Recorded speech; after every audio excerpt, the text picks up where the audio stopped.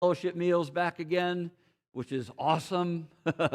And I know we're going to get hungry, so I'm going to have to jump right in to the sermon. Because, I told you last week that these last two sermons that we were going to be standing on holy ground. Because we're looking at the events surrounding Jesus' finest hour. The hour where Jesus serves us by paying the ransom for our sin. And last week we saw that there could be no cross without the distressful decision that Jesus had to make in the Garden of Gethsemane. Jesus' distress in Gethsemane, it's not, am I willing to die for these people? No, it's, am I willing to be separated from my Father? Am I willing to be condemned by my Father for these people? The thought of being separated from his Father as our sin bearer, it caused Jesus more anguish and more agony than any of the physical suffering he's going to go through. In chapter 14, verse 36, we saw that even though Jesus is genuinely tempted to forsake the role of being the suffering servant, his will to obey his Father is stronger than his desire to serve himself.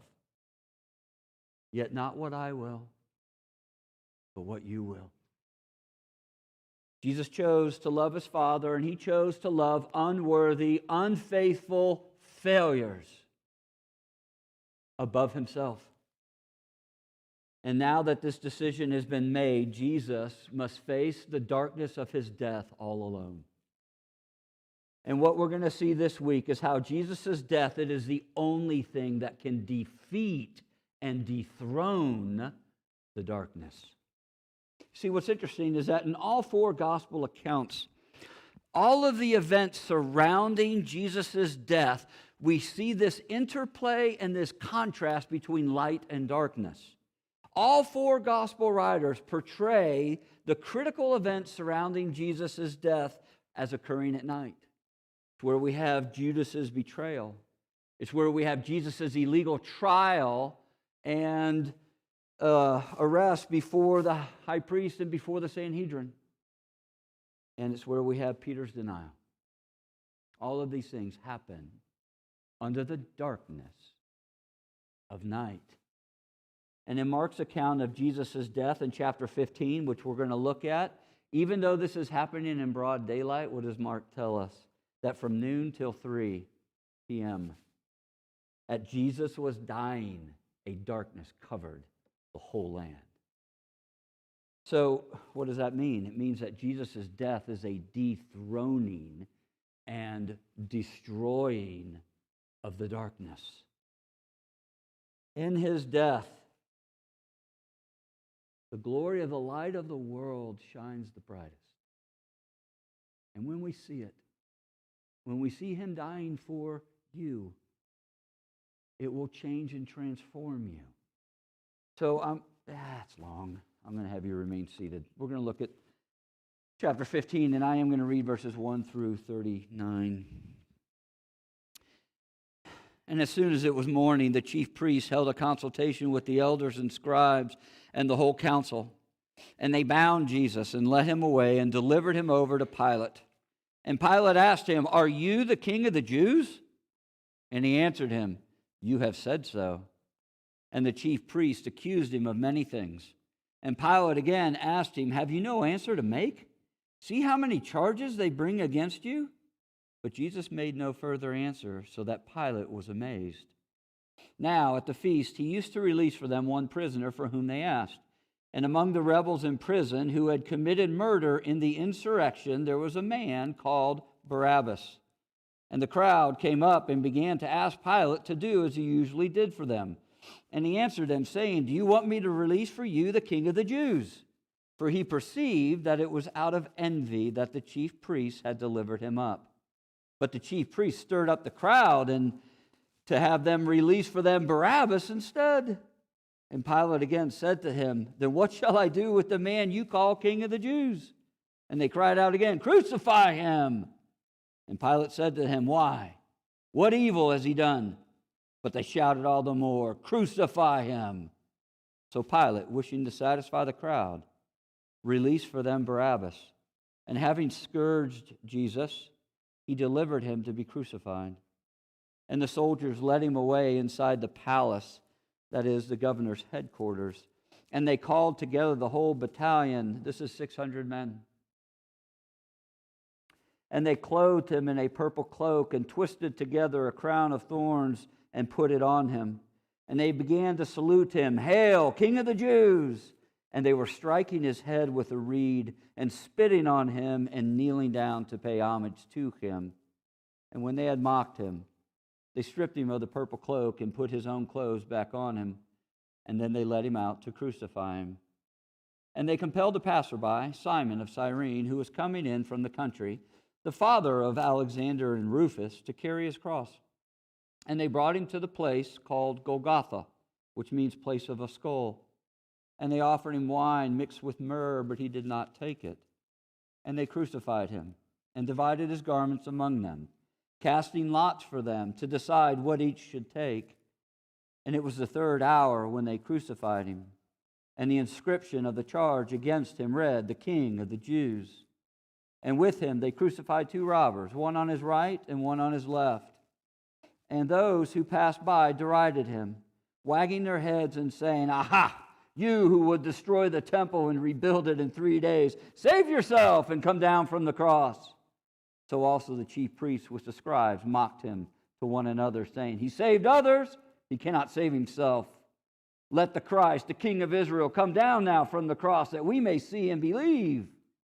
Those who were crucified with him also reviled him. And when the 6th hour had come, there was darkness over the whole land until the 9th hour. And at the 9th hour, Jesus cried out with a loud voice, "Eloi, Eloi, lama sabachthani." It means, my God, why have you forsaken me?"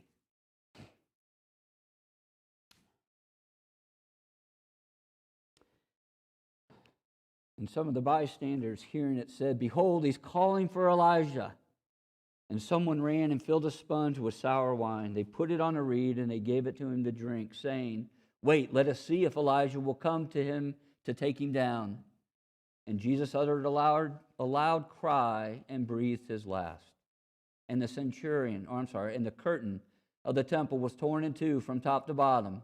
And when the centurion, who stood facing him, saw that in this way he breathed his last, he said, "Truly, this man was the Son of God." This is the word of the Lord. All right. I'm sorry. When you live in, just like last week, when you live in a heavy text, it drains you. And this one drains me.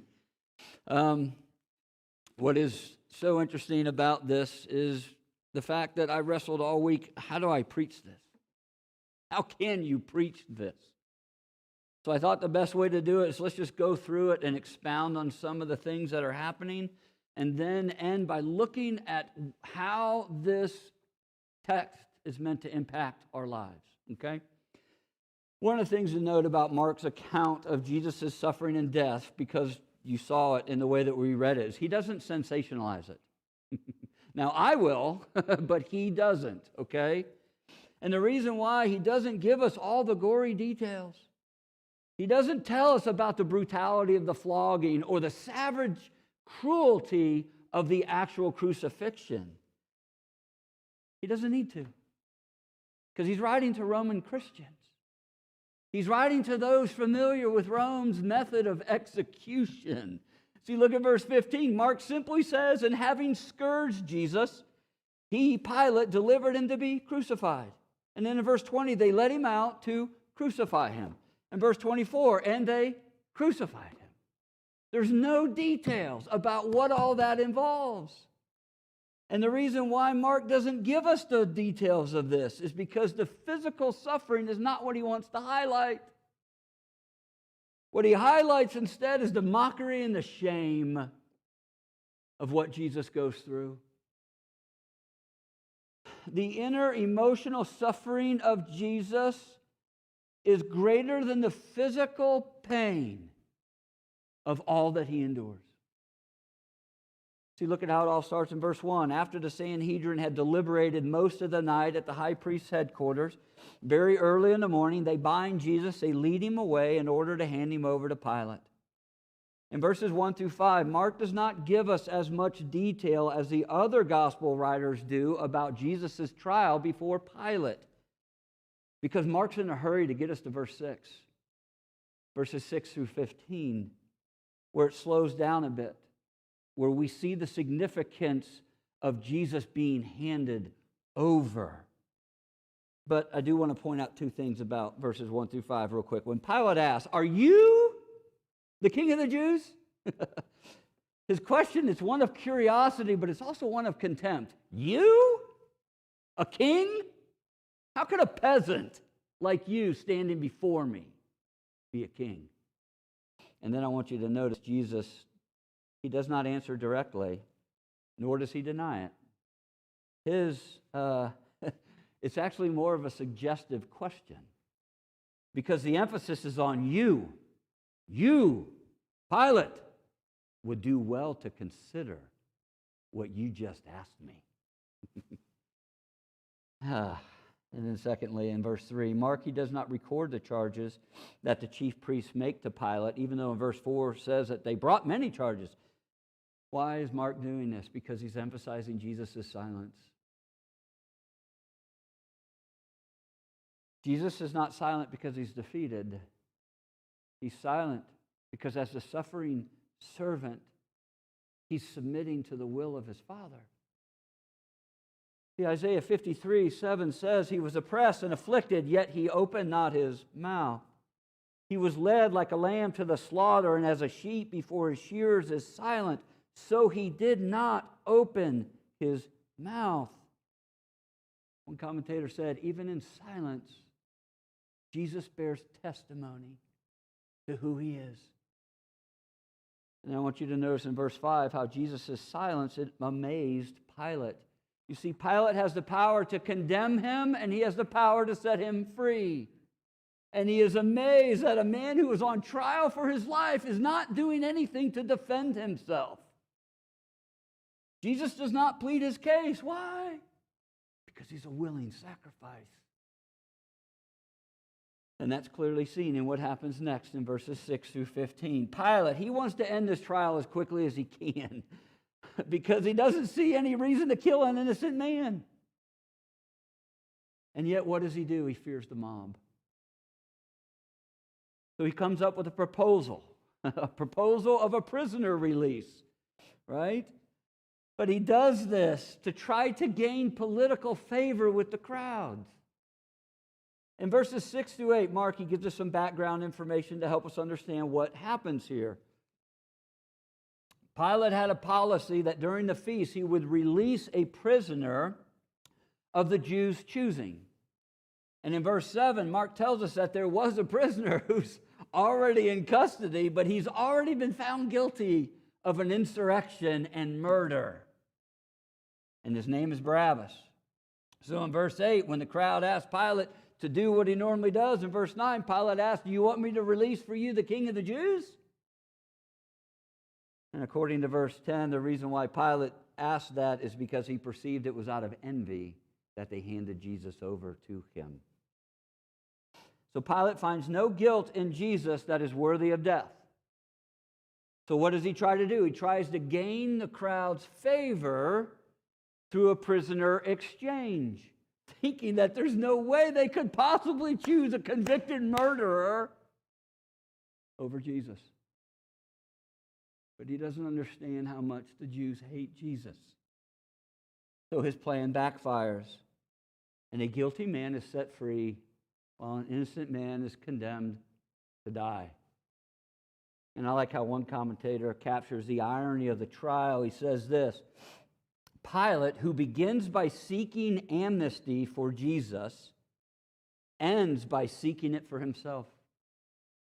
The Jewish subjects, on the other hand, whose duty it is to obey, assert their will and win the day.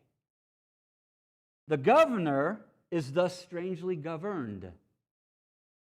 The free sovereign loses his freedom to forces he presumes to control, whereas Jesus, the silent prisoner who has no control, remains true to his divinely ordained purpose and thus alone remains truly free. But there's more than irony going on here. There's a deeper significance with this prisoner exchange that we must see. First, Barabbas, his name is very significant. Bar Abba. Bar means son. Abba means father. He's the son of a father. So standing before Pilate and the Jews are two men. One man whose name means the son of a father. The other man, Jesus, whose name means salvation is from the Lord. One man is the son of a father. The other, the son of the Father. Barabbas is us, in other words. Insert your name here. We are Barabbas. You and I have been found guilty of rebelling against the king. We have tried to throw the king's rule off so that we could rule our own lives. But because salvation is from the Lord, God sends his Son, who's innocent of all charges, to take our place so we could go free. You see, what's happening in verses 6 through 15 is a substitutionary exchange. What's happening between Jesus and Barabbas is what would happen on the Day of Atonement.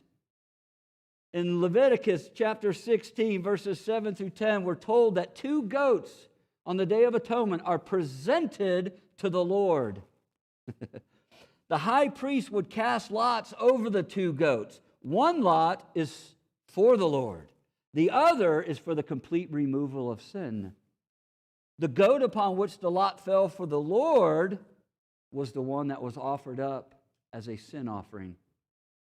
The other goat was set free to signify the complete removal of sin. Jesus is the scapegoat here. All of our guilt was placed upon him, and he was condemned to die as the sin offering so that we could go free. The son of a father who has already been found guilty is set free. The son of the Father who is innocent is condemned to die for us in our place for the complete removal of our sin. And in the next three scenes, we see what it means for Jesus to take our place. He is going to suffer. He is going to be mocked. He is going to be humiliated and experience the judgment that we deserve. But I want you to notice at the end of verse 15, and having scourged Jesus, he delivered him to be crucified. Holy cow. Mark doesn't tell us what scourging is, but it is a brutal form of torture. He would be chained to a post. He would be stripped of his clothes. And he would be bent over backwards. And Josephus tells us that prisoners were stripped and bound to this post, were beaten with leather-woven straps that had bits of bone and metal attached to it. And because he was bent over like this, they would come from the side, wham, and then yank it down. So it doesn't just lash, it rips open. Many prisoners, Josephus says, actually died. Well, he says, the scourging lacerated and stripped the flesh, often exposing bones and entrails. One of its purposes was to shorten the duration of crucifixion. But scourging was so brutal that some prisoners died before even reaching the cross. But the hardest scene for me is verses 16 through 20, because after his scourging and before his crucifixion, the Roman soldiers decide to have a little fun with him. Jesus is led to the Praetorium Guard. This is the most elite soldiers in all of Rome's army that Pilate handpicked to be his personal bodyguards. So he is paraded before 600 Roman soldiers who mock him. He's already been stripped during the scourging. So his body is ripped to shreds. And then what do? They drape a purple robe around him. They twist a crown of thorns. They jam it into his head, hit him upside the head with a reed, which would jam it even more. And then they spit on him. And then they all kneel down before him. Hail, King of the Jews! Purple was the most expensive and prestigious of ancient dyes that symbolized what? Royalty. The crown of thorns, it's most likely the 12-inch spikes of a date palm. The salute, Hail, King of the Jews, is a parody of Caesar's salute, because what would they say to Caesar? Hail, Caesar, Victor, Emperor. What the Roman soldiers do, it's meant to be a mockery of Jesus. But Mark wants us to know that even though they're making fun of Jesus, they're hailing a king. One commentator said, even in rebellion against God, humanity still bears witness to God. But there's something else about the scene that I want us to see. The crown of thorns that was jammed into Jesus' head, that was meant to be a mock for a king's crown. It's Jesus' glory. Because in Genesis 3, when God cursed the ground because of man's sin, what did he say it would produce? Thorns and thistles. These are signs of God's curse. Jesus is crowned with our curse. And notice the end of verse 20. Mark does not give a description of what Cicero said was the most cruel and horrifying of all punishments. Mark just simply says, and they led him out to crucify him. One commentator said this, every totalitarian regime needs a terror apparatus, and crucifixion was Rome's terror apparatus. It was infamous for its infliction of pain and humiliation on the victim. Crucifixion was a punishment that was reserved for non-Roman citizens, in which excessive cruelty was unleashed on the lowest and most defenseless class of society: slaves, violent criminals, and prisoners of war. To enhance both the shame and deterred effect of crucifixion, victims were executed as public spectacles, and men were crucified naked. Depending on the severity of the flogging beforehand, some victims survived on crosses several days. Since no major arteries were severed, death came not by blood loss, but by hypovolemic shock, which I had to look up, which is when the inner organs shut down. Or they died from exhaustion, or heart failure, or a combination of all three. Or, and one other, asphyxiation. This commentator says, crucifixion was a ghastly form of death, excruciatingly painful, prolonged, and socially degrading. Mark acknowledges the historical fact of Jesus' crucifixion, but he does not sensationalize it, because his purpose is to emphasize what the cross accomplished and how it accomplishes it. Now, before we look at what Jesus' death accomplished, verse 21 is absolutely fascinating. Weakened from the scourging, Jesus couldn't carry his own cross. Instead, they compelled Simon of Cyrene to carry it. Cyrene, it's the north coast of Africa, okay? And Simon is the father of Alexander and Rufus. And Mark is presenting Simon as if his readers are unfamiliar with him, but his readers are familiar with his sons, Alexander and Rufus.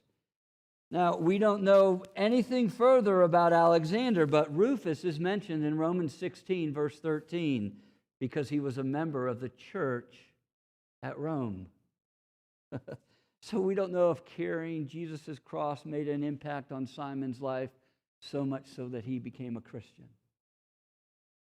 But we do know the impact it had on him was transferred to his sons, who both became Christians. And then I want you to notice something else. Notice how Simon carries the cross immediately after Mark mentions the crucifixion in verse 20. Because remember Jesus' statement, it was our scripture reading, but in Mark he says the same thing. Whoever wants to come after me must deny himself, take up his cross, and follow me.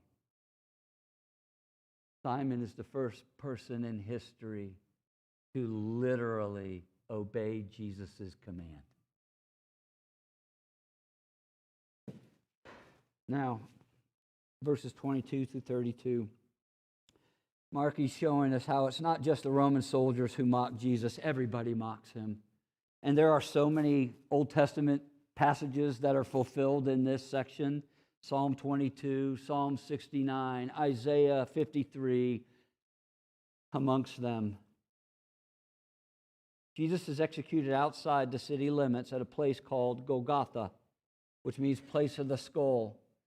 And while he's hanging on the cross, he's offered wine mixed with myrrh, which is a primitive narcotic that is offered to deaden the pain. And notice, Jesus does not receive it. But in Psalm 69, verse 21, the suffering of a righteous man was offered wine mixed with myrrh.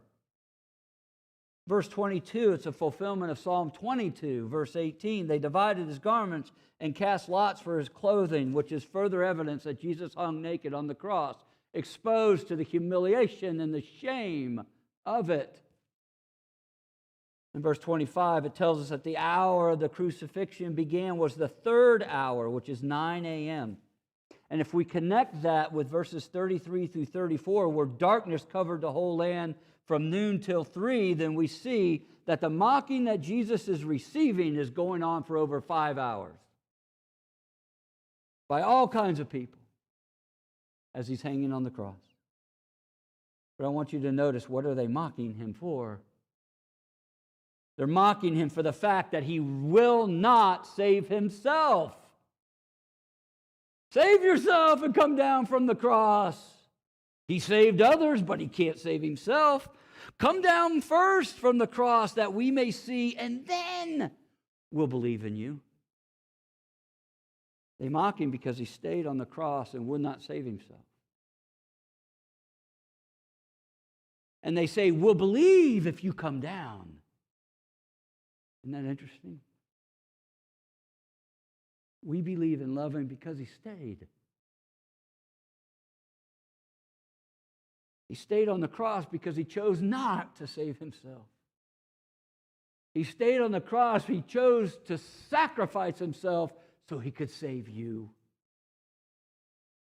And then in verses 33 through 39, we see how, during the brightest time of the day, from noon till 3 p.m., God's ninth plague is poured out. But this time it's not on Egypt. It's on his own son. This darkness, it did not just cover Jerusalem. You need to understand this. It covered the whole earth.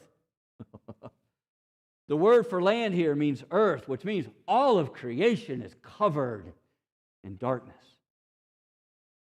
This is the darkest 3 hours in human history. For this is the darkness of God's infinite rejection being poured out on one man. This is the infinite darkness of God forsaking and turning his back on his own son. This is the infinite darkness of God's wrath poured out on our substitute. See, up until this point, Jesus remains silent, doesn't he?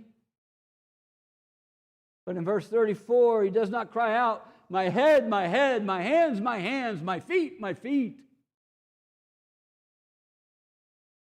And he cries out, my God, why have you forsaken me? This is the infinite darkness of Jesus being judged in our place. This is Jesus experiencing the rejection, the condemnation, and the alienation from his Father that we deserve. Jesus is experiencing all of God's wrath for all of our sin, and this is the agony and the anguish that is far greater than any physical pain he goes through. This is greater than the emotional pain of being mocked, humiliated, and shamed.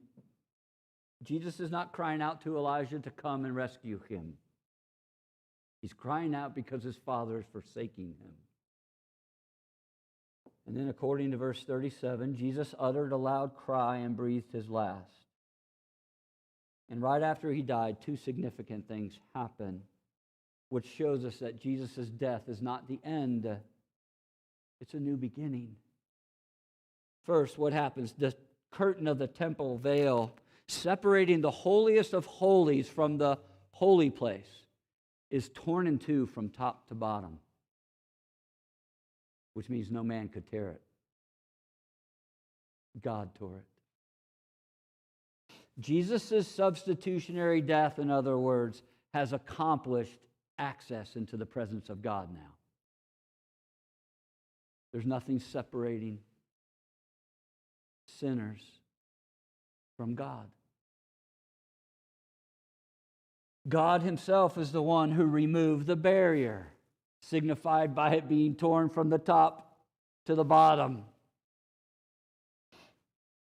And here it is. Darkness has been defeated and dethroned. Why? Because the light of Jesus' death shines over the darkness.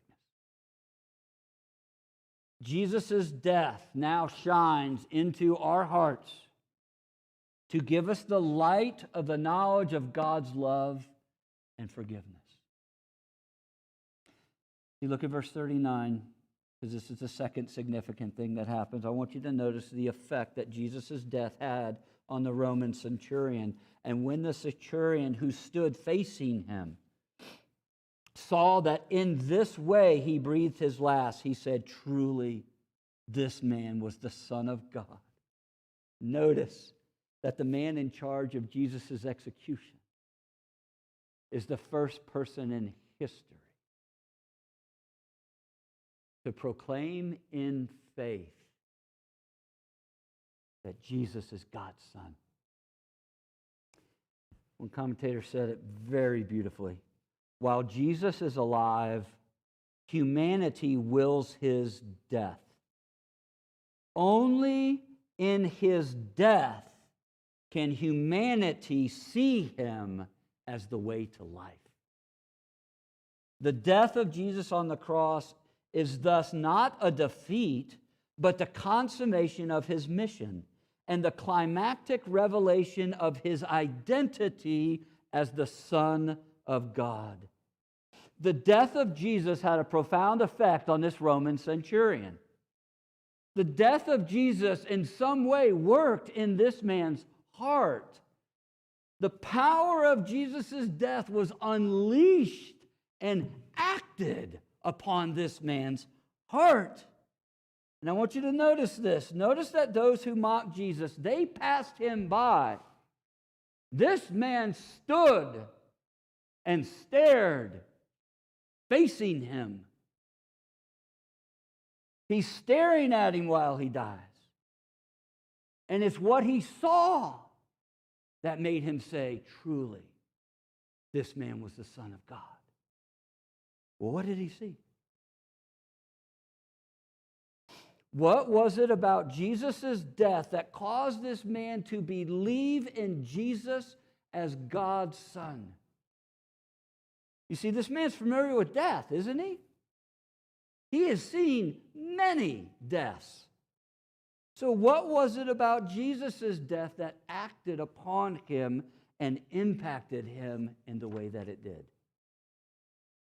In other words, This man saw what Mark wants us to see, that Jesus' death was a substitutionary sacrifice for you.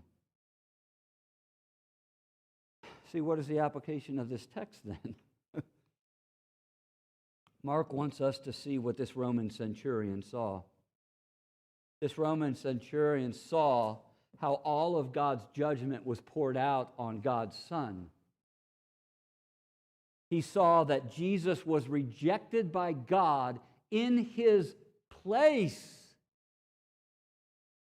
He saw how Jesus was forsaken by God so he would not be.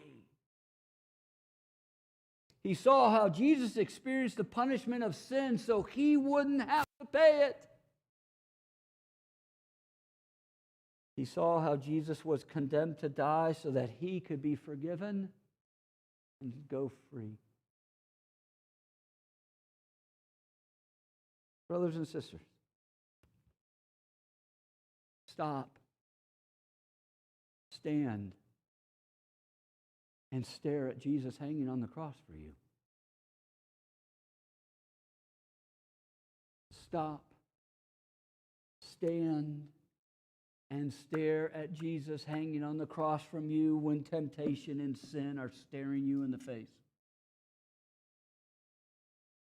Stop, stand, and stare at Jesus hanging on the cross when the darkness is overshadowing you, seeking to overcome and overtake you.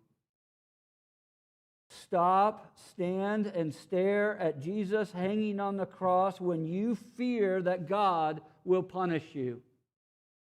When you fear that God is angry with you. When you fear that God has stopped loving you.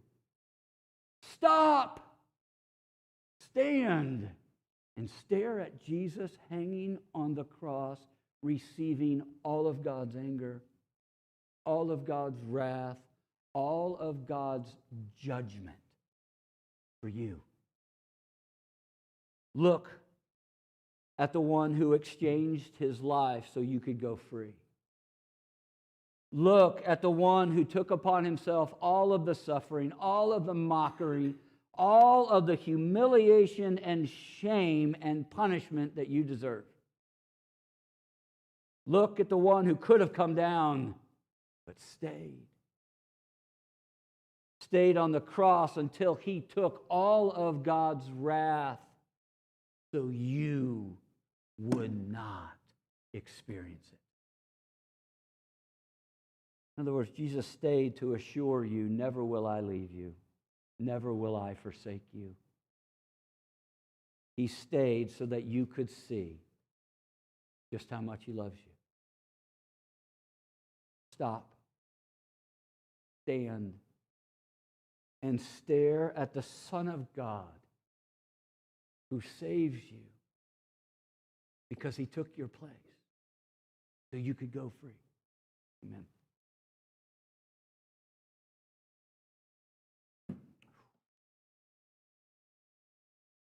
There you go.